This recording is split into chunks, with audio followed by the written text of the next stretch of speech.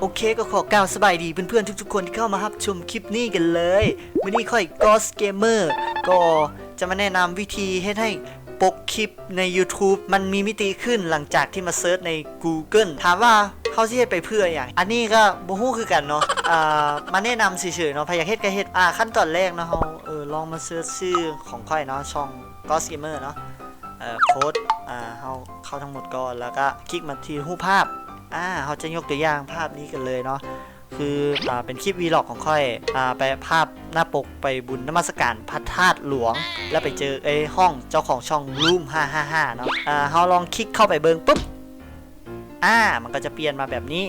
หรือบ่เขาก็ลองไปตัวอื่นตัวนี้10อันดับยูทูบเบอร์ลาว2018เขาคลิกเข้ามาปุ๊บ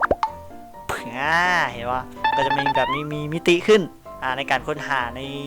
Googleเอาตัวสุดท้ายเนาะ Okay. ก็เอาเป็นตัวนี้ละกัน10ยูทูบเบอร์ลาว2019เขาก็คลิกเข้ามาปุ๊บก็จะเป็นแบบสีสวยสดงดงามเนาะสำหรับวิธีเนาะก็บ่ได้ยากนักหนาเนาะมีเต้เฮาเวลาเฮาอัพคลิปลงเนาะ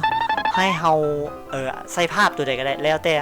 เอาใส่ภาพดำแบบนี้ก็ได้ปุ๊บเนาะเฮาใส่ภาพดำแบบนี้ป้าไปประมาณจาก2-3 มื้อพอให้มันรีเควสรีวิวหน้าปกของเราแล้วปุ๊บแล้วให้อัพตัวนี้เนาะอัพตัวเป็นภาพนี้ก็จะได้ทันทีเลยก็บ่ยากวิธีนี้เนาะก็ลองไปใช้กันเบิ่งเนาะถ้าใครอยากเฮ็ดให้ภาพหน้าปกตัวเองมีมิติขึ้นแบบว่าคนมาเซิร์ชภาพของเราภาพหน้าปกของเราในGoogle นะก็จะเห็นเป็นแบบนี้ทั้งที่ภาพมันเป็นแนวนี้ปุ๊บเอาคลิกเข้ามามันก็เป็นแบบนี้ปุ๊บ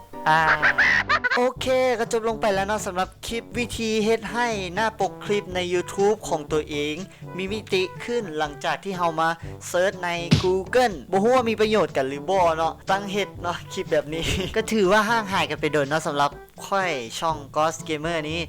คือแบบว่าช่วงนี้ก็บ่ค่อยมีเวลาละอีกอย่างขาดหน่อยนึง แล้วก็ช่วงนี้แม่นศึกษาเกี่ยวกับบิตคอยหรือคริปโตเคอเรนซีสกุลเงินออนไลน์ที่มีราคาสูงที่สุดและเราก็สามารถจับต้องได้แต่สามารถใส่จ่ายได้หรือโอนเงินทางออนไลน์ได้โดยบ่ต้องผ่านธนาคารหรือผ่านตัวกลางตัวอย่างนั้นนะศึกษาไปเรื่อยๆตอนนี้ก็เริ่มจะเข้าใจเกี่ยวกับสกุลเงินนี้แล้วโอเคถ้ามากก็อย่าลืมกดไลค์กดซับกดแชร์ให้แน่เด้อและก็อย่าลืมกดกระดิ่งเพื่อจะได้บ่พลาดรับชมคลิปจากทางช่อง Ghost Gamer ขอขอบใจไปก่อนบ๊ายบาย Damn.